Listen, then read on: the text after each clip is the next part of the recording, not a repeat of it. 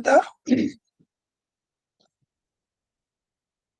तो उस दिन जो हमने चर्चा की थी इंट्रोडक्शन की, आज और देख लेते हैं एक बार पुनः से ब्रीफ में, शॉर्ट में।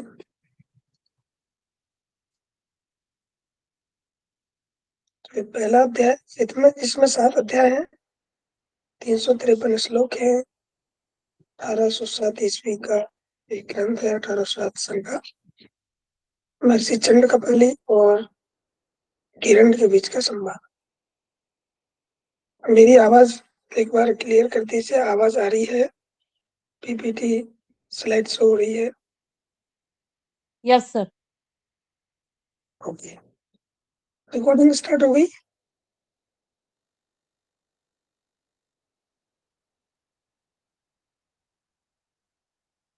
जी सर। तो इसमें क्या है कि घिरण संहिता में कहा है, एकदा चंड कपाली गत्वा घिरण्ड कुटीरम प्रणम्य विनाय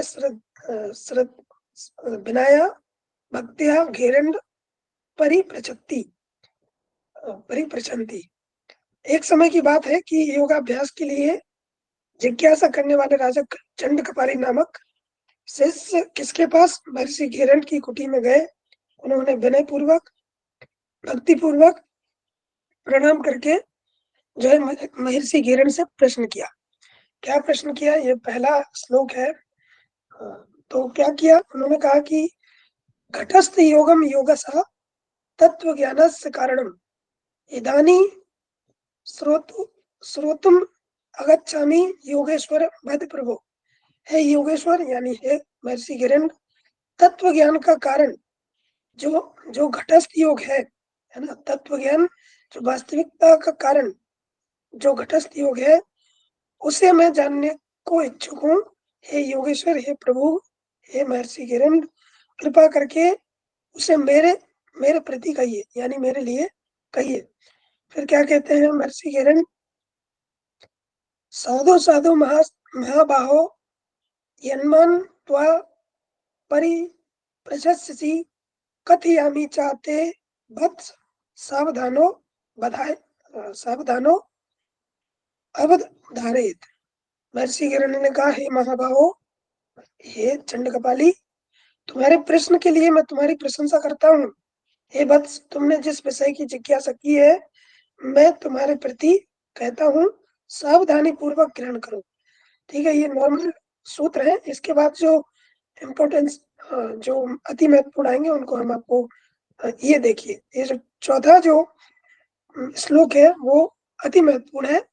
तो क्या कहते हैं कि माया के समान नास्ति मायासम पापम, नास्ति योगात परम बलम, नास्ति ज्ञानात परो बंधु, और न अहंकारोत परो रिपुः। अर्थात माया के समान दुनिया में कोई पाप नहीं है, कोई पाप नहीं। योग के समान दुनिया में कोई शक्ति नहीं, और ज्ञान से बढ़कर दूसरा कोई बंधु नहीं, और अहंकार से बढ़कर शत्रु यानी रिपु नहीं।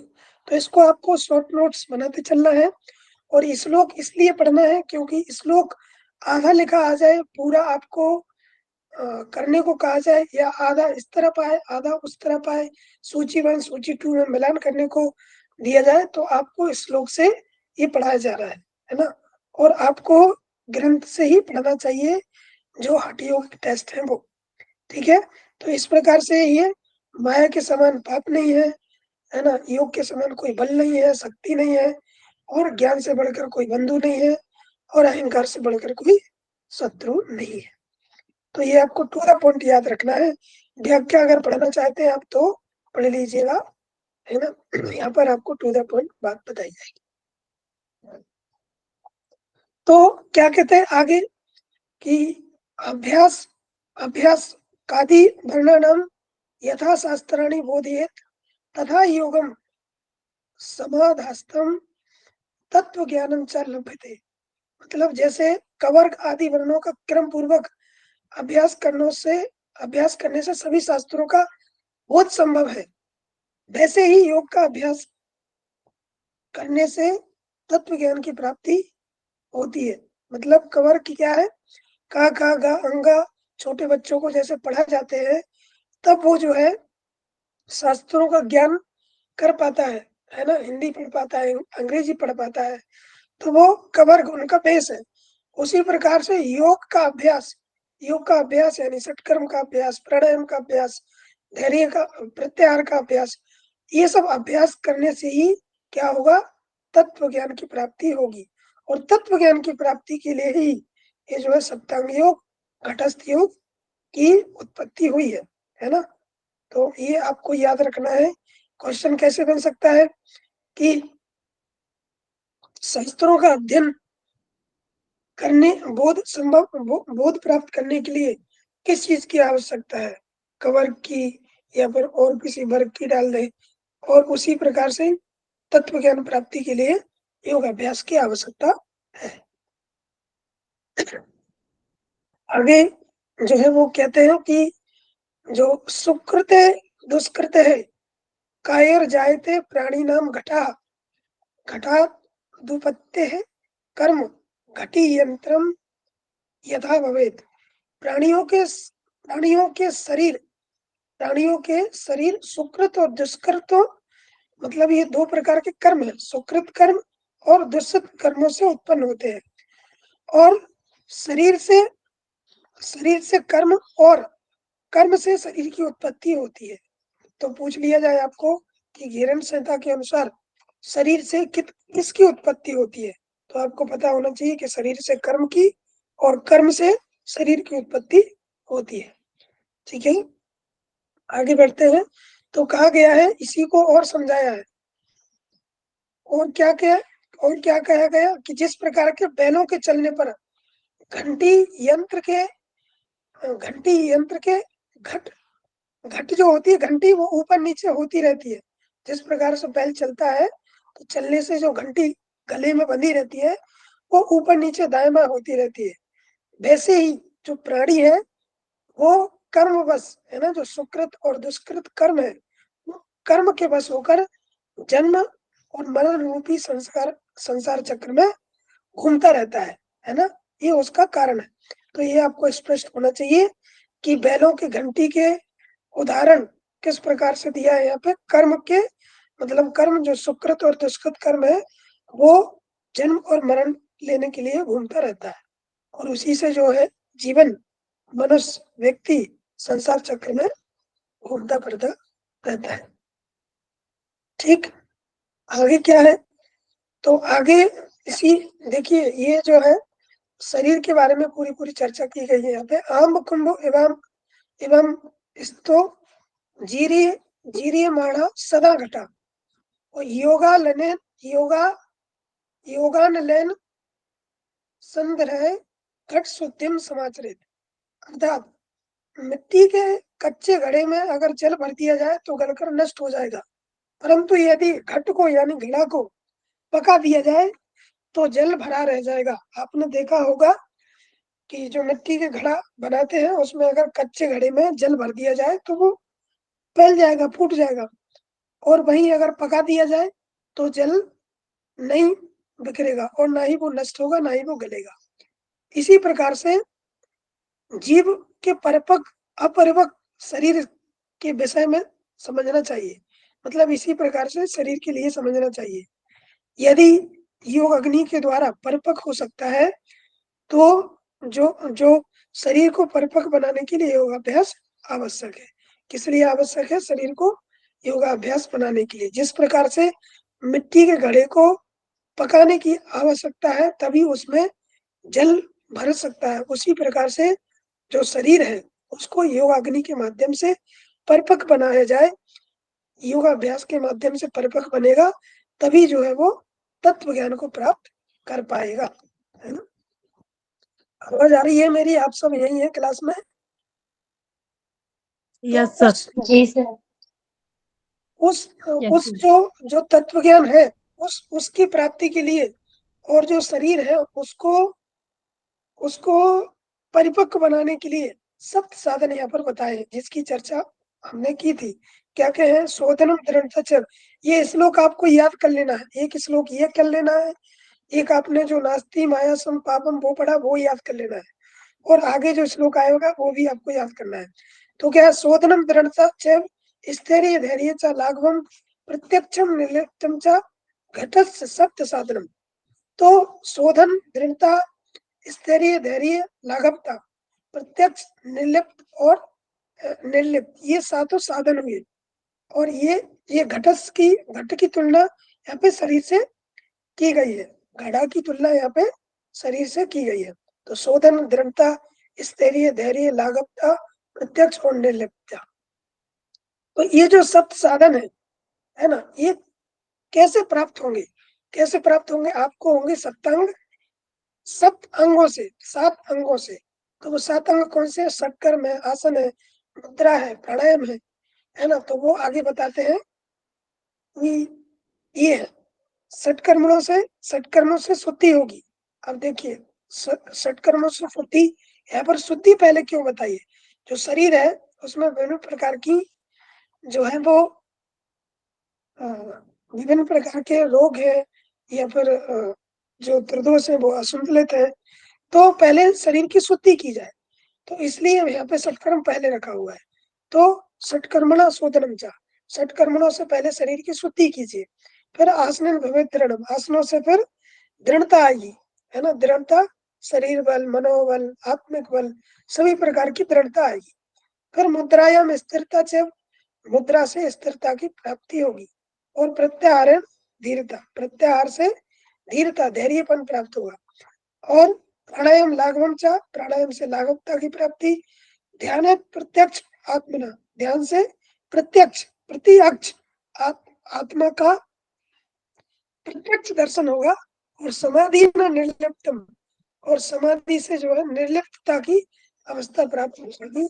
और फिर जो है मुक्ति, मुक्ति रेवना संशय, फिर मुक्ति मिल जाएगी। और जो संसार में जरा मरण का जो चक्र है उसमें दोबारा नहीं आना पड़ेगा, है ना। समाधि से निर्लिप्त की अवस्था प्राप्त हो जाएगी। निर्लिप्त, निर्लिप्त क्या होता है?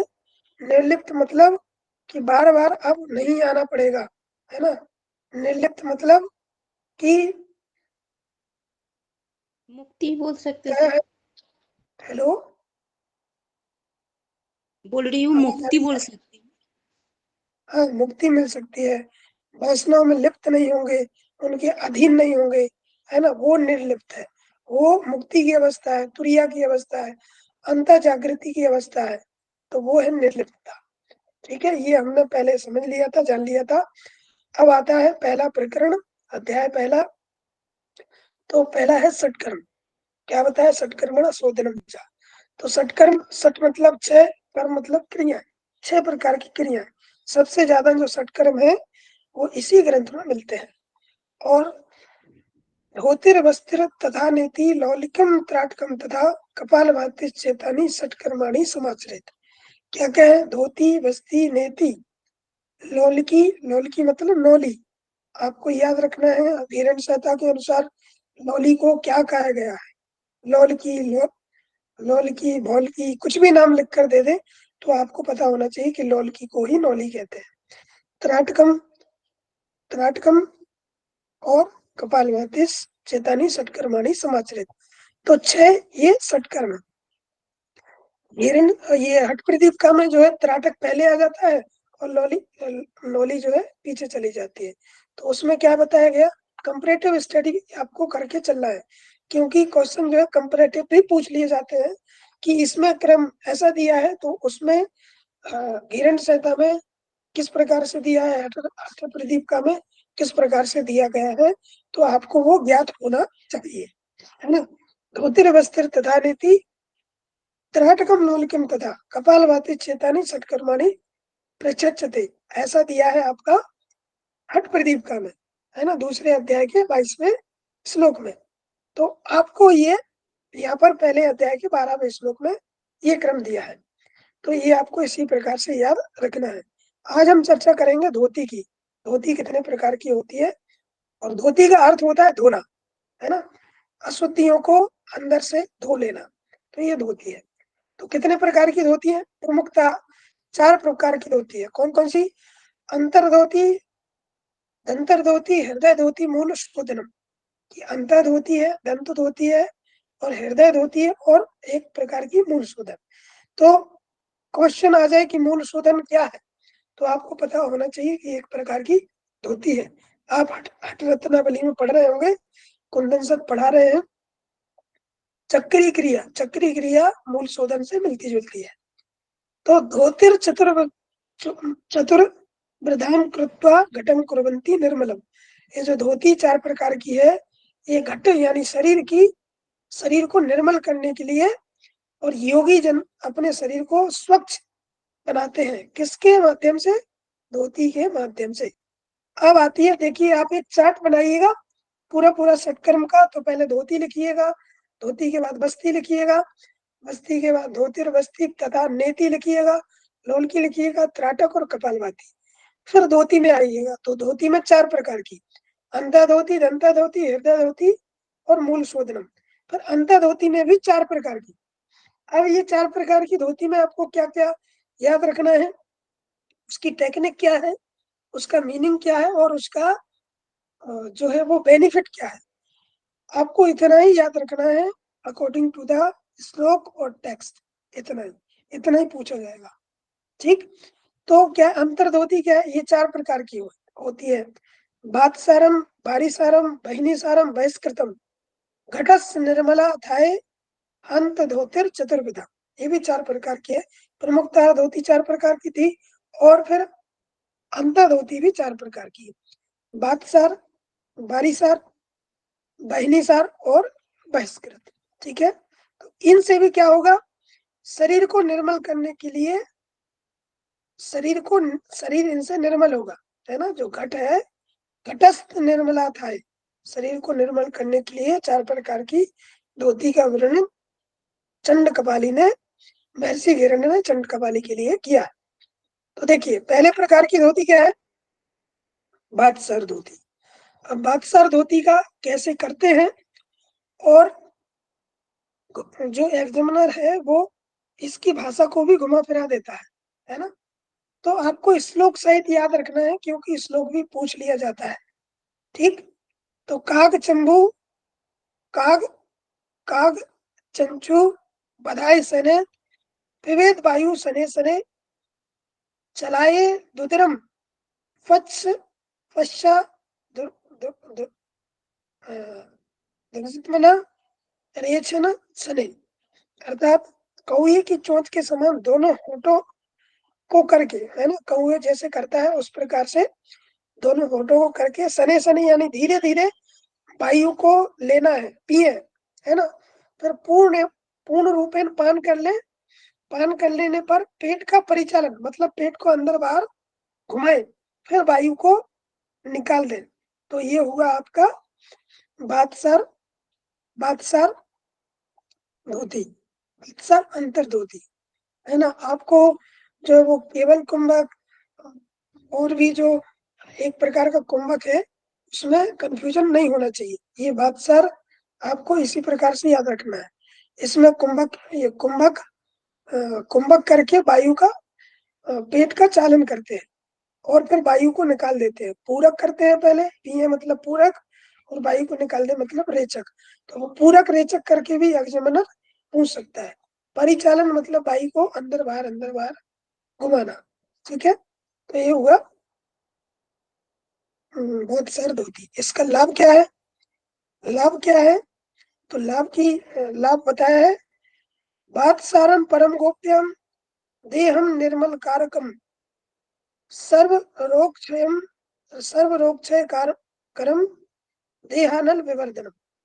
देखिए बादशाह परम गोप्य, मतलब बादशाह जो धोती है उसको गोपनीय रखना चाहिए, और देह को निर्मल करेगी, देह निर्मल कारकम। अब क्वेश्चन आ जाए आपको कि देह निर्मल कारकम किसका लाभ है, पूछ लिया जाएगा। हिरण्य संहिता के अनुसार इतना ब्रैकेट में देके पूछ लिया जाए कि देह निर्मल कारकम किसका लाभ है, तो आपको पता होना चाहिए कि ये अंत धोती के बादशाह का लाभ है। और ऐसे भी पूछ सकता कि बादशाह का मतलब कि अंत धोती का है, ये 4 ऑप्शन तो दे ही सकता है। बाकी वो उस प्रकार से भी दे सकता है ना। तो आपको सभी प्रकार से तैयार रहना है। सर्व रोग क्षय कर्म, सभी प्रकार के रोगों का क्षय करता है, विनाश करता है। और देहानल विवर्धनम, देहानल विवर्धनम मतलब जठराग्नि को बढ़ाता है, देह की अग्नि को बढ़ाता है। और ऐसे भी क्वेश्चन पूछ ले कि देहानल विवर्धकम जो है 2-3 प्रकार की धोतियों से हो रहा है, तो पूछ लेगा कि देहानल विवर्धकम किन किन धोतियों से होता है या किन किन सटकर्म से होता है, वो आपको स्पष्ट होना चाहिए। टू द पॉइंट आपको बिल्कुल याद रखना है। ठीक है, तो ये उसका लाभ हो गया। बादशाह धोती यहीं पर समाप्त होती है। चौथी आती है बारी सार धोती। बात मतलब होता था वायु और सार मतलब तत्व, है ना। तो वो बादशाह धोती हुई। और बारी का अर्थ होता है जल और सार मतलब होता है तत्व।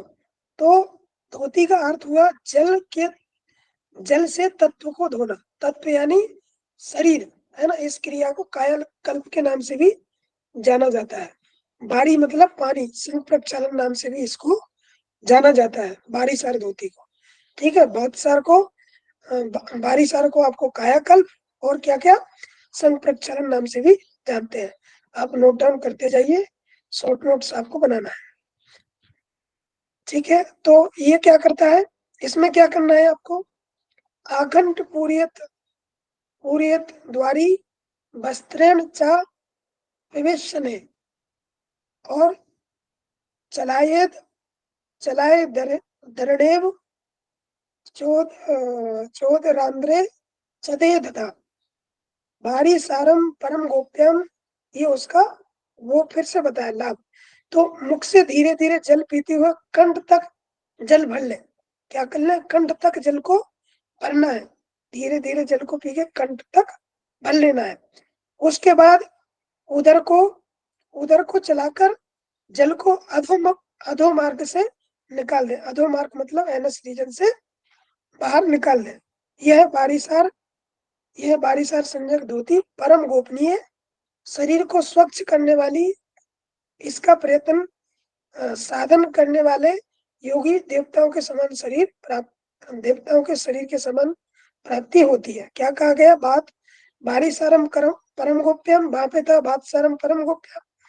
देह निर्मल कारकम, यहाँ पे भी देह निर्मल हो रहा और बात सारम में भी देह निर्मल हो रहा था। और सदयेत प्रयत्न देव देह प्रदत्तते, देवों के समान जो है देह बनती है, देवताओं के समान देह बनती है ना। तो आपको याद रखना है, देवताओं के समान किस प्रकार की धोती से शरीर बनता है, तो वो आपकी बारीसार धोती से। ठीक है, इसमें जो है इसकी व्याख्या में बहुत सारे चीजें दी गई हैं, तो आप उसको पढ़ लीजिएगा।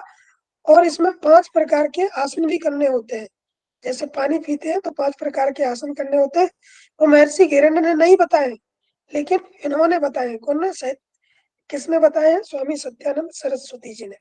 कौन से, ताड़ासन, त्रियक ताड़ासन, कटी चक्रासन, उदराकर्षण और एक और भुजंगासन। तो ये 5 प्रकार के आसन, इनका क्रम भी पूछा जाता है, भुजंगासन और उदराकर्षण। ठीक है, आवाज आ रही है मेरी, आप सब यहीं के हैं। Yes sir. सर तो पहले हमने बादशाह धोती पढ़ी, है ना, बादशाह फिर बारीसार। आप पढ़ते हैं बादशाह बारीसार को संघ प्रक्षालन कायाकल्प धोती। अब आता है बहिनीसार, बादशाह बारीसारम बहिनीसारम बहिष्कृत। अब बहिनीसार को क्या कहते हैं, अग्निसार, है ना। बहिनीसार क्या है, अग्निसार। तो अग्नि का अर्थ स्पष्ट है, और सार का अर्थ होता है तत्व। तो अग्निसार क्रिया का अर्थ हुआ जिस क्रिया के द्वारा जठराग्नि को तीव्र करके पाचन शक्ति को बढ़ाया जाए, वो क्या है, आपकी अग्निसार है, अग्निसार है। तो इसमें क्या गया, नाभि ग्रंथे, इसको बड़े ध्यान से याद रखना है, ये क्वेश्चन बन सकता है। नाभि ग्रंथिम मेरु पृष्ठे सतवारम च कारयेत, नाभि ग्रंथि को मेरु पृष्ठ के अंदर लगाए, है ना। मेरु पृष्ठ भाग में लगाए मतलब पेट को खींचे और अंदर की ओर लगाए। सतवारम मतलब 100 बार, 100 बार लगाना है। चकारेत, देखिए प्राणवायु को रोककर नाभि को मेरु पृष्ठ यानी पट्टिका पीछे पीछे के भाग में लगाए, इसे अग्निसार क्रिया कहते हैं। अग्निसार में हम धोतिर योगिनाम सिद्धिदा, ठीक है, इसी को अग्निसार कहते हैं कि प्राणवायु को रोककर नाभि को पीछे की ओर लगाना है। कितनी बार? 100 बार। यहाँ पर देखिए, यहाँ पर नहीं लिखा हुआ है लेकिन यहाँ पे कहा गया है कि 100 बारम चकारे, 100 बार लगाने का प्रयास करना है, लगाना है। तो ये क्या करेगी? उदरा मैजम त्वैकत्वा जठराग्निम विवृधीयेत एषां धोती ही परागोप्यम देवानामपि दुर्लभा केवलम धोतिर्मात्रेण देवदेयम भवेत् दुर्लभम। देखिए क्या कहा गया कि ये जो है, इससे सभी प्रकार के उदर के सभी प्रकार के रोग नष्ट होते हैं। जठराग्नि प्रदीप्त होती है, जठराग्नम विवृधीयेत, एषां परम गोप्यम, इसको गोपनीय रखना चाहिए। और ये जो है देवताओं के लिए भी दुर्लभ है। कौन सी? अग्निसार क्रिया जो है देवताओं के लिए दुर्लभ है। केवलम धूतिर्मात्रेण देवदेहन भवे दुर्लभ, और ये जो है इसके केवल इस कर्म के करने मात्र से देवताओं जैसा शरीर भी प्राप्त हो जाता है, इसमें कोई संदेह नहीं है। तो अग्निसार से भी आपको देवताओं जैसा शरीर मिल रहा है, जठराग्नि प्रदीप्त हो रही है, और वही जो है जो देवताओं जैसा शरीर तो आपके संग प्रक्षालन से भी हो रहा था। तो आपको याद रखना है, मतलब दो उदाहरण दोनों ने बताया, लाभ बेनिफिट कि देवताओं जैसा शरीर हो रहा है। तो आपको याद रखना है, क्योंकि वो दो चीजें ही पूछ लेगा कि देव देहम हिरण्य संहिता के अनुसार देव देहम यानी देवताओं के समान शरीर किन दो क्रियाओं के माध्यम से होता है। तो आपको स्पष्ट होना चाहिए कि एक अग्निसार से और एक आपके बातसार से। A B C C D ऐसे करके वो क्वेश्चन आपसे पूछ सकता है, और इसी प्रकार के क्वेश्चन आ रहे हैं। तो आपको ऑब्जेक्ट टाइप पढ़ना है, क्वेश्चन बेस पढ़ना है कि आपने पढ़ लिया, व्याख्या बहुत याद है, बहुत पहले पढ़ा हुआ है, लेकिन वो तो आपने पढ़ा हुआ है, अब आपको क्वेश्चन बेस पढ़ना है। जठराग्नि प्रदीप्त होती है तो जठराग्नि प्रदीप्त इससे होती है, बातसार से होती है।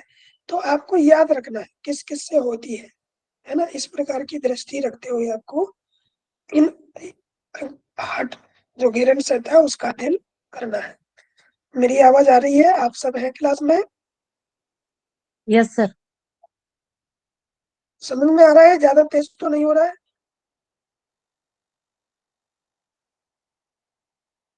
यस सर, आ रहा है।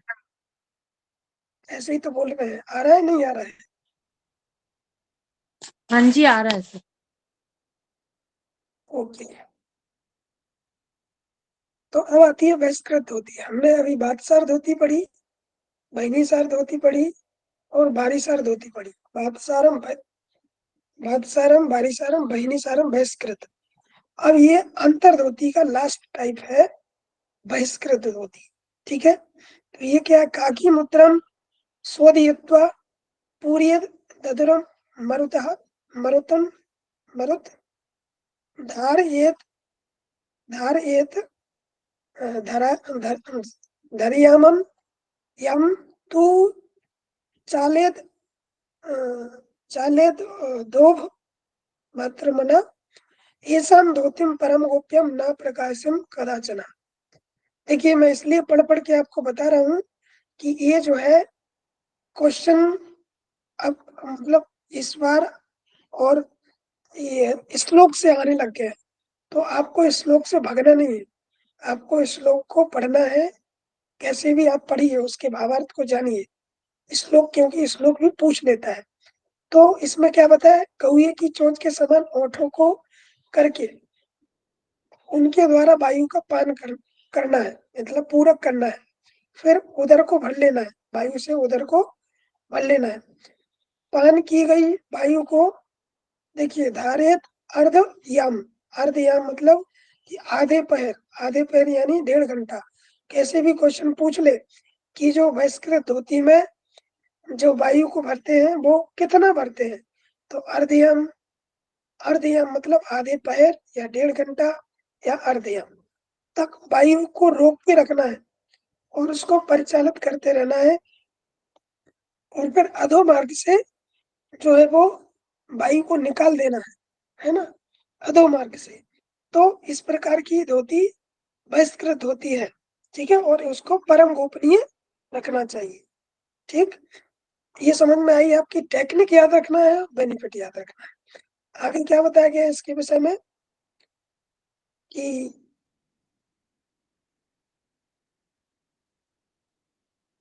और एक प्रकार की विधि तो वो बता दी उसमें कि आपको वायु अर्धयाम तक अंदर रखना है और फिर उसको निकाल देना है। दूसरे प्रकार की विधि बताई है प्रक्षालन कर्म जिसको कहते हैं।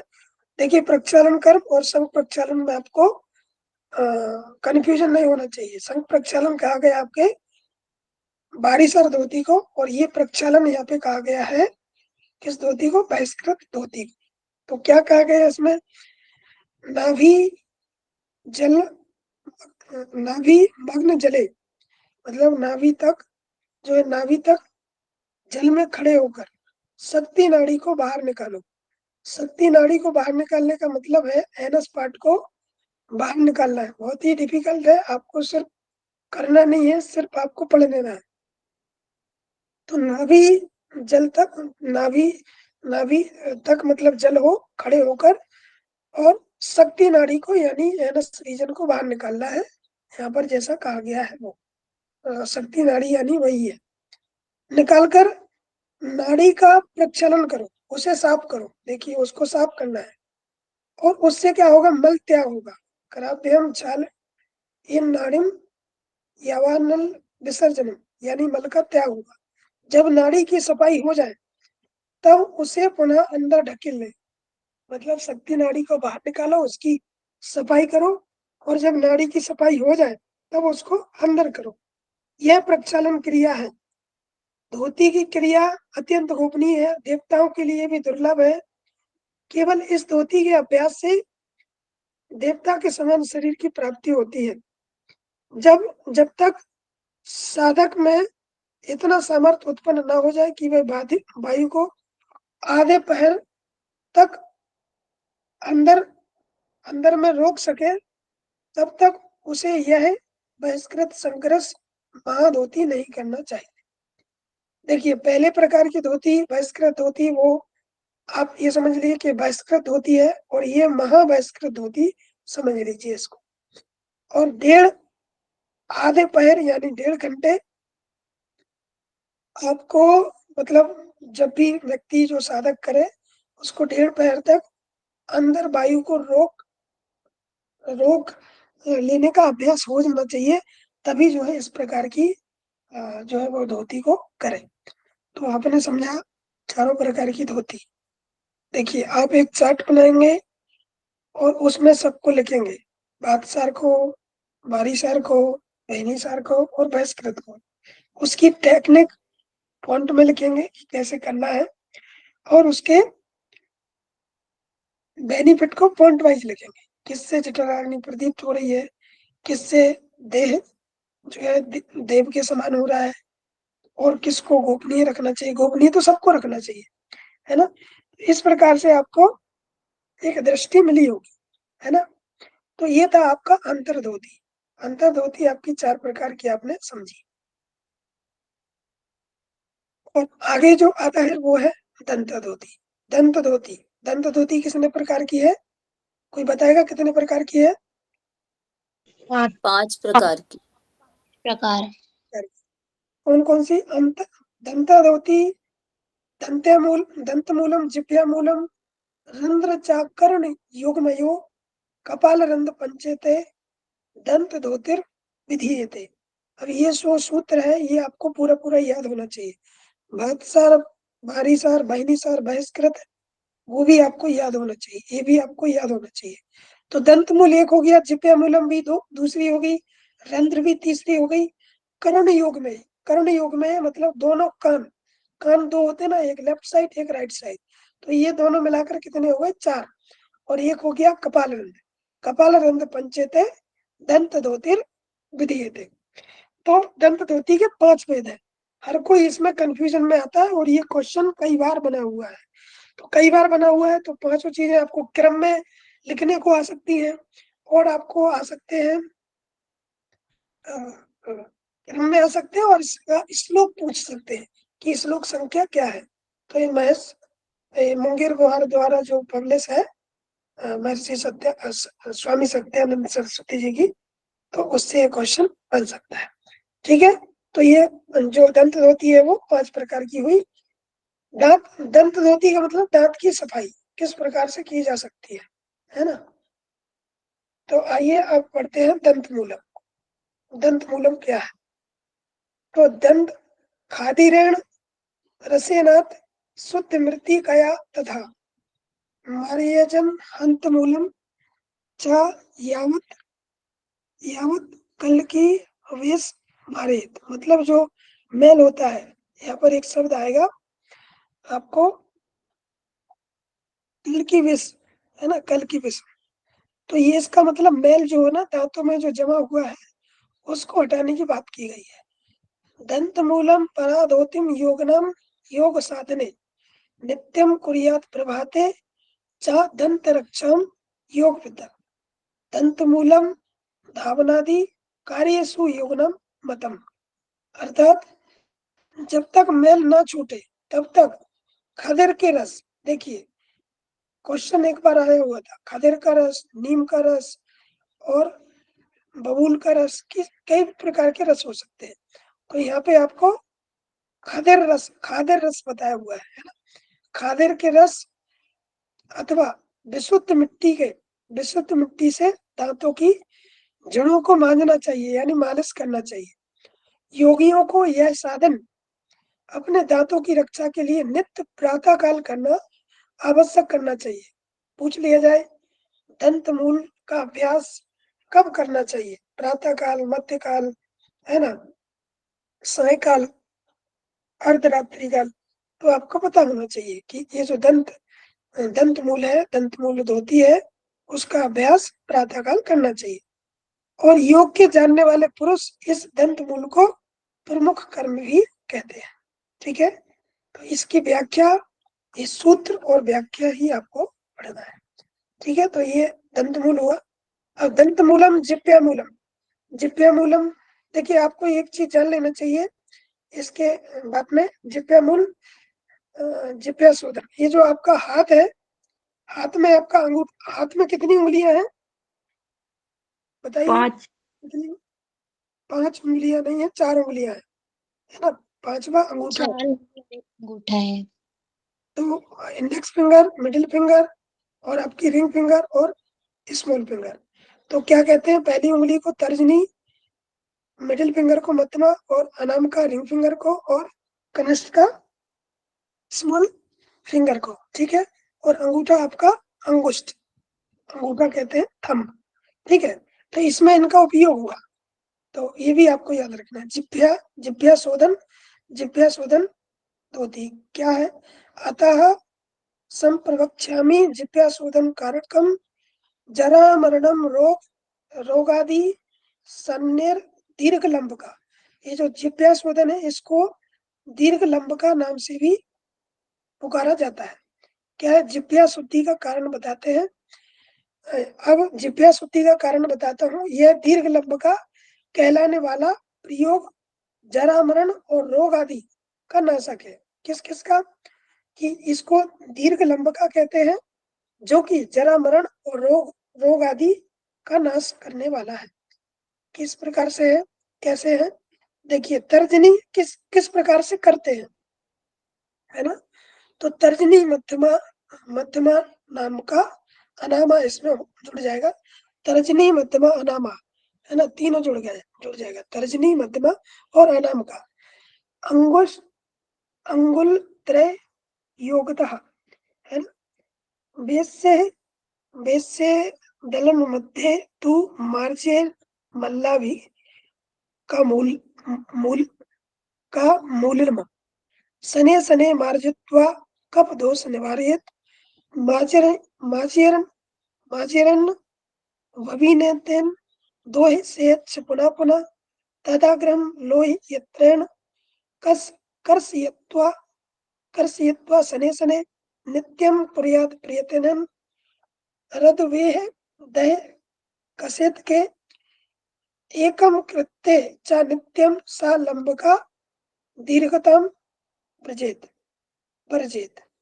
देखिए क्या कहा गया है कि तर्जनी मध्यमा अनाम का तीनों उंगलियों को मिलाकर कंठ में डाल जिह्वा को जड़ को स्वच्छ करना चाहिए। मतलब तीनों उंगलियों को लगाकर जहां से जीभ निकलती है बाहों तक इनको अंदर ले जाना चाहिए तीनों को, है ना। और धीरे धीरे कोमलता से रगड़ने से कफदोष का निवारण होगा। और जब यह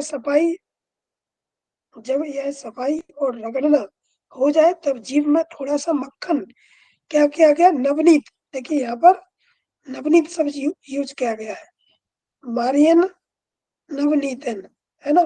तो नवनीत यानी मक्खन लगा ले, तो पुनः दूध धोने जैसी क्रिया करें। जिस प्रकार से दूध धोते हैं उस प्रकार से जीभ को धोना है। तत्पश्चात लोहे की चिमटी से जीभ को पकड़कर बाहर खींचे। अब देखिए आप ऐसा ना समझे कि ये खेचरी मुद्रा का वर्णन की, खेचरी मुद्रा के जैसे ही है, लेकिन खेचरी मुद्रा नहीं है। तत्पश्चात लोहे की चिमटी से जीभ को पकड़कर बाहर खींचना है। और अभ्यास को प्रतिदिन सूर्य उदय और सूर्य अस्त के समय करने से जो लंबाई है वो बढ़ती है। इसलिए इसको क्या कहा गया, दीर्घ लंब का कहा गया है। समझ में आई है आपको? पूछ लिया जाए क्वेश्चन की जो ये जिह्वा शोधन है, जिह्वा धोती है, वो किन उंगलियों का प्रयोग करके किया जाता है, किस किस प्रकार के द्रव्य का इसमें सेवन किया जाता है ना। क्योंकि इसमें नवनीत जो है ना, नवनीत या घी मक्खन को लगाया जाता है। और दूध धोने जैसी क्रिया करते हैं, जीभ को चिमटी से पकड़कर खींचते हैं। और ये किस टाइम करना चाहिए, सूर्य उदय और सूर्य अस्त के समय करना चाहिए। और इसका दूसरा नाम दीर्घ लंब का है। ठीक है। तीसरी क्रिया जो आती है वो है कर्णरंध्र। कर्णरंध्र धोती का वर्णन ये दंत धोती के अंतर्गत तीसरा चौथा प्रकार है। ठीक है, पहले हमने पढ़ा दंत मूलम, जिह्वा मूलम। चौथे प्रकार का जो वो है, तीसरे और चौथे वो है आपका कर्णरंध्र, है ना। तो एक लेफ्ट साइड और एक राइट साइड रहता है। तो इसमें क्या करना है, आपकी तर्जनी और अनामिका को मिलाकर योगी जन दोनों कानों के छिद्रों की सफाई करते हैं। और इस विधि से जो है वो नाद की अनुभूति होती है। तो आपको पूछ लिया जाए कि किस प्रकार की धोती से नाद की अनुभूति होती है ना। यहाँ पर कर्णरंध्र धोती में किन दो उंगलियों का उपयोग किया जाता है, तो आपको पता होना चाहिए। तर्जनी और अनामिका उंगली को मिलाकर योगीजन कान के क्षेत्रों की सफाई करते हैं, है ना। ये कैसे करते होंगे, विचार करना पड़ेगा इस पे। ठीक है, इसकी व्याख्या पढ़ेंगे तो और आपको समझ में आ जाएगी। हम यहाँ पर व्याख्या नहीं पढ़ेंगे क्योंकि व्याख्या से क्वेश्चन नहीं। दूसरे प्रकार की जो है व्याख्या से वहां से आता है, स्वामी सत्यानंद सरस्वती जी के अनुसार 5 प्रकार के जो बात आसन है बारीसार धोती में, वो हमने आपको बताया। अब एक जो कपालरंध्र धोती है ना, 5वें नंबर की है ना, तो वो क्या है, इसमें क्या है कि दाहिने हाथ की उंगलियों को समेटकर एक कप की आकृति बनानी चाहिए। और इस कप की आकृति वाले हाथ में पानी भरकर कपालरंध्र यानी ब्रह्मरंध्र में थपकी देना चाहिए। जो क्राउन पार्ट है सिर का, पहले उंगलियों को समेटकर कपनुमा बना ले और उसमें थोड़ा पानी भरकर उस पर जो ब्रह्मरंध्र है, कपालरंध्र है, सिर के ऊपर जो क्रेनियम पार्ट है अपना, वहां पर धीरे धीरे थपकी दे, तो यही जो है वो कपालरंध्र होती है। और इस प्रकार के अभ्यास से कफ दोषों से मुक्ति मिलती है। देखिए, कपालरंध्र होती से कफ दोषों से मुक्ति मिल रही है। खोपड़ी के ऊपर जो नाड़ियां है वे निर्मल हो जाती है ना। वो दिव्य दृष्टि प्रजायते है, ऐसा जहां पर कहा गया है, दिव्य दृष्टि प्राप्त होती है। और निद्रा की समाप्ति, देखिए ये आपको बड़े ध्यान से याद रखना है। निद्रांते भोजनांते चा दिवांते चा दिने दिने, मतलब निद्रा की समाप्ति पर, भोजन के बाद और निद्रा से पहले और तथा दिन की समाप्ति पर खोपड़ी पर थपकी देना चाहिए, यानी कपालरंध्र धोती करना चाहिए। ओ क्वेश्चन आ जाए, कपालरंध्र धोती कब कब करना चाहिए? निद्रा की समाप्ति पर, जब निद्रा से उठे तब ये थपकी लगाना चाहिए। भोजन के बाद, भोजन करने के बाद थपकी लगानी चाहिए, और निद्रा के पहले लगानी चाहिए। देखिए, निद्रा के पहले और बाद में भी, और दिन की समाप्ति पर खोपड़ी पर थपकी देना चाहिए। ठीक है, तो ये थी आपकी धोती। अब हृदय धोती, हम इसकी चर्चा कल करेंगे और फिर आगे और बढ़ेंगे। ठीक है, तो आपने आज अंत धोती, दंत धोती इसी को समझा। इसमें आपका कुछ कंफ्यूजन हो तो आप हमसे पूछ सकते हैं।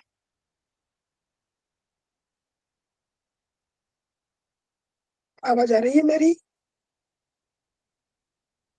आज की क्लास यहीं पर समाप्त करते हैं, कल यस सर।